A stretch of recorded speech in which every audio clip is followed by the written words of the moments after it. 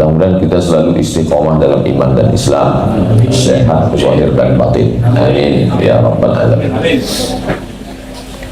Kalau kita lelah, letih di kantor, di pasar, di tempat kita kerja, di jalan juga kita letih karena macet, apalagi kena tilang, lalu kita pulang ke rumah, maka hati kita jadi tenang. Apa yang membuat tenang? Karena melihat ikan koi. Kan? Itu pulang buka pintu ada ikan emas, masuk ada ikan koi. Mata itu mendatangkan ketenangan, karena apa yang dilihat mata, dari mata turun ke Facebook, dari mata turun ke hati. Kemudian telinga kita juga ingin mendengar. Tadi kan sudah capek mendengar omongan direktur, atasan, pasar, lalu kemudian di jalan juga mendengar klakson. Telinga kita ingin beralih ke mendengar suasana yang lain. Sampai di rumah kita tenang. Kenapa? Mendengar air terjun. Kan?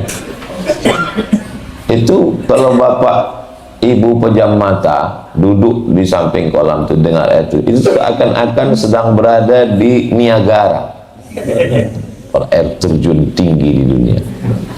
Itu diceritakan dalam Al-Quran. Inna sam'a, pendengaran, wal basar, penglihatan. Kenapa telinga lebih didulukan daripada mata? Karena ternyata penciptaan dalam rahim, inna khalaqnal insana, kami ciptakan manusia min nutfatin, dari mohon maaf sperma, amsyajin, yang kami campur dengan sel telur, faja'alna nabtalihi, kami uji, faja'alnahu sami'an basira. Janin itu bisa mendengar dan bisa melihat.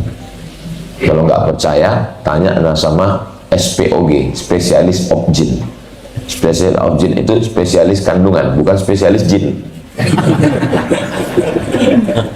Bahwa janin itu di dalam kandungan sudah bisa mendengar, sudah bisa melihat. Itu makanya ibu-ibu yang mengandung dalam sekian bulan, biasa tradisi itu lain-lain. Di beberapa daerah ada tradisi nanti buat selamatan. Itu sebetulnya kaitannya dengan anak yang di dalam sudah bisa mendengar. Di acara selamatan itu dibacakan maulid, dibacakan Quran. A'udzubillahi minasyaitonir rajim. Qori disuruh baca Quran di rumah. Karena anak itu di dalam sudah mendengar. Kemudian sebelum kiai pulang ditanya, "Yai, ini kan lagi hamil, kira-kira apa yang bagus untuk dibaca?" Kata kiai, supaya tolong ibu banyak-banyak baca surat Yusuf. Maksud kiai supaya ibunya matanya melihat Al-Quran, supaya dia baca Quran, telinganya dengar, anaknya dengar. Itu maksud kiai. Yang nanya sama yang baca salah ngerti, dianggap anaknya lahir ganteng seperti Nabi Yusuf.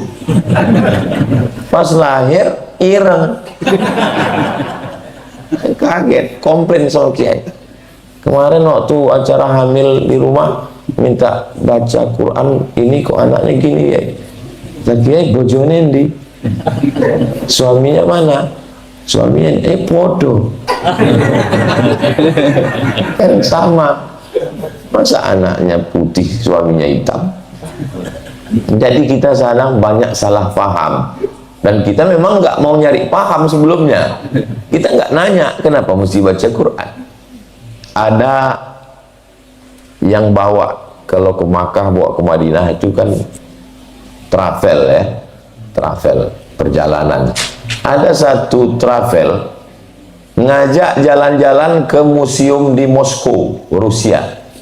Di dalam museum ini ada lukisan, gambar, lukisan-lukisan klasik, dan selama berada di museum ini dihidupkan musik Beethoven dengan musik Mozart, musik klasik. Tapi kita nggak boleh ikut acara tur ini, karena yang boleh syaratnya hamil 5 bulan. Kita nggak boleh, kita hanya menemani istri boleh. Apa tujuan ibu hamil 5 bulan dibawa keliling museum? Mereka nggak kenal Islam, mereka nggak tahu Tuhan. Orang mereka komunis, nggak percaya mereka. Tapi mereka percaya bahwa anaknya di dalam sudah mendengar. Mata ibu hamil disuruh melihat yang indah-indah supaya anaknya bahagia di dalam. Karena ibunya bahagia, anaknya bahagia. Dan telinga si ibu disuruh mendengar suara yang lembut, musik Mozart, Beethoven, melodi, supaya ibunya tenang. Ternyata pendengaran dan penglihatan itu mendatangkan ketenangan ke dalam hati. Itulah yang disebut dalam Al-Quran, inna sam'a, pendengaran, wal basar, penglihatan. Dari telinga ke mata, kemana turunnya? Wal fuad, fuad. Fuad artinya hati. Makanya orang lahir punya anak, dikasih nama anak namanya Fuadi. Fuadi artinya buah hati. Fuad, hati. Tapi hati itu katanya kolbu, Pak Ustadz. Hati yang masih berbolak-balik, kolbu. Dari kata qallaba yuqallibu, berbolak-balik. Pergi atau enggak, ngaji atau enggak, sedekah atau enggak, sholat atau enggak, itu qalbu namanya. Tapi hati yang sudah tenang, fuad. Makanya ketika Isra Mi'raj yang digunakan itu bukan qalbu tapi fuad. Maka dzabal fuadu ma ra'a. Hati Nabi Muhammad SAW tidak mungkin berdusta atas apa yang dia lihat ketika dalam proses peristiwa Isra dan Mi'raj. Kanjeng Nabi Muhammad sallallahu alaihi wasallam. Jadi pentingnya kita melihat yang baik-baik dan mendengar yang baik-baik. Zayyana sama'ad dunya bi zinatinil kawakib. Langit-langit kami hiasi dengan kawakib, bintang-bintang. Maka mata kalau sudah tengah malam naik ke atas atap rumah, ke bukit, ke gunung, melihat bintang-bintang. Oh, apik ya, cantik ya. Kalau mata suka melihat, maka telinga juga suka mendengar. Makanya tadi malam sebelum acara dimulai, qori kita membaca Quran. Mendengar dulu, qorinya di pojok, saya dengar. Setelah mendengar, rasa ingin melihat, lihat qorinya. Ganteng. Suaranya bagus, orangnya ganteng, dua-dua dia punya. Sudah suara nggak bagus,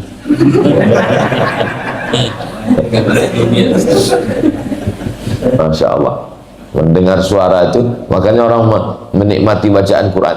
Wa idza quri'al Quran, kalau Quran dibacakan, fastami'u lahu, dengar dengan baik, wa ansitu, diam, la'allakum turhamun, turun rahmat Allah. Mendengarkan yang baik mendatangkan ketenangan, turun rahmat Allah. Semakin besar kota, semakin metropolitan, semakin militan, semakin banyak hambatan dan kesulitan. Maka orang di kota-kota besar stres, depresi, kehilangan ketenangan, makan pil akibat NCT, lama-lama makan pil anjing gila, mati. Orang kehilangan ketenangan. Di kampung, rumahnya jauh-jauh, suara burung, suara air terjun, suara ayam, suara pitik, suara bebek, suara kambing, tenang. Di kota besar, hiruk pikuk, macet total, stres. Akhirnya orang kemana? Orang pergi ke rumah spiritual, mencari ketenangan. Iklannya di depan. Anda ingin mencari ketenangan, masuk ke sini, beli tiket. Sampai ke dalam, disuguhkan suara gemericik air, suara air terjun dan suara burung. Asli pun nggak ngerti itu suara apa. Suaranya diambil dari internet. Sampai di dalam ada terapis yang menterapi. Kelihatannya Anda tidak tenang, kata dia. Ya jelas orang di dalam depan iklan, Anda tidak tenang, mampir ke sini. Masuk, kok dia ngerti ya, saya nggak tenang. Ya jelas mampir.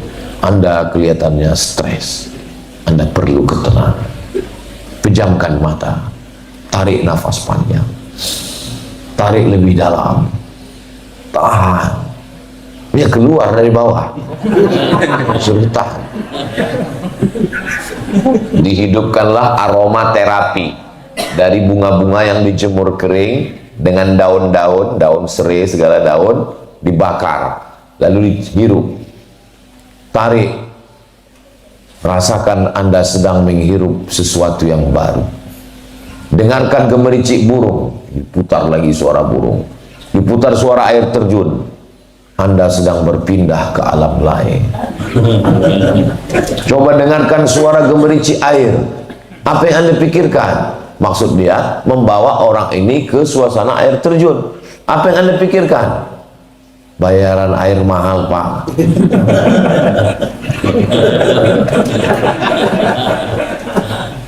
Karena dianggap bahwa yang didengar dan yang dilihat bisa mendatangkan ketenangan. Memang betul, tapi namanya ketenangan palsu, bohong, sedang menipu diri sendiri. Sama seperti anak-anak yang lapar. Kalau anaknya lapar, dari rumah dia sudah dikasih rantang kecil, isinya nasi goreng dan telur ayam gambar bintang. Kenapa si ibu memasakkan telur ayam gambar bintang? Karena anaknya suka bintang. Maka digambarkannya bintang supaya anaknya saat makan dia sedang makan bintang. Setelah perutnya kenyang dia tenang. Tapi ibu yang tidak punya waktu, anak tidak dimasakkan nasi, tidak dibelikan makanan, akhirnya dikasih uang. Sampai di sekolah dia lapar. Saat dia lapar dia akan jajan makanan apa saja. Dia makan yang warnanya bagus, rupanya pakai pewarna tekstil. Dia makan gorengan yang crispy, nggak lapuk, nggak kering, nggak berubah, padahal udah 3 hari, rupanya pakai pengawet. Anaknya awet langsung. Kenapa dia terus makan? Makanan yang dia makan ini makanan palsu, kenyang tapi mendatangkan penyakit. Di mana letak ketenangan itu? Seandainya ketenangan itu bisa didapat dengan jabatan, maka Fir'aun pasti tenang. Nyatanya Fir'aun tidak tenang.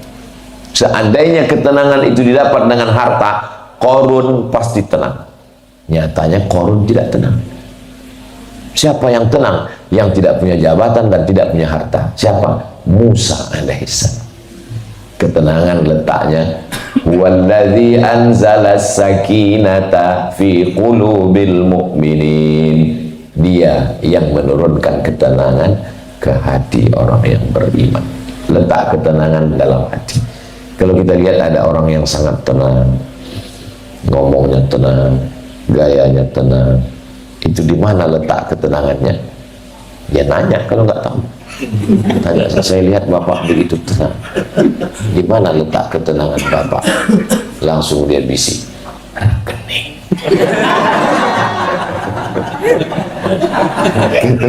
Ketenangan ada di dalam hati.